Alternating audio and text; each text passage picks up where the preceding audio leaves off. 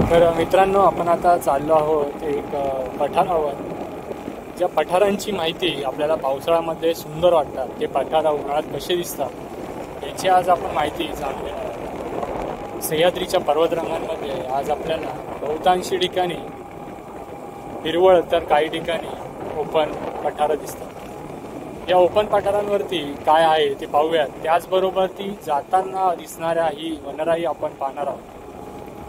मध्ये मध्ये दिसणारा ग्रीन पॅच तुम्ही पाहूनच एक सुंदर असा थंडावा आपल्याला जाणवून देत असेल. मोहाची दुतर्फा असणारी ही रस्त्याच्या बाजूला आपण झाडे पाहतोय, त्याचप्रमाणे पळसाची झाडे.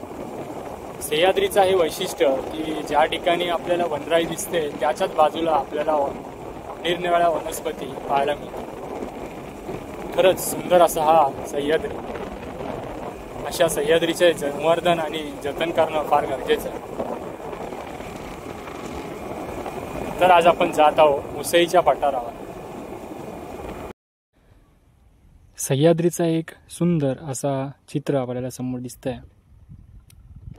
समोर दिसणारा घाटघरचा डोंगर आणि कळसुबाईच्या पर्वतरांगा खरंच मंत्रमुग्ध करणारा हा निसर्गाचा रूप आपण पाहू शकतो. सह्याद्रीच्या पर्वतरांगांमध्ये असाच निसर्ग हा आपल्याला दरवर्षी पावसाळ्याच्या सुरुवातीला पाहायला मिळतो. सह्याद्री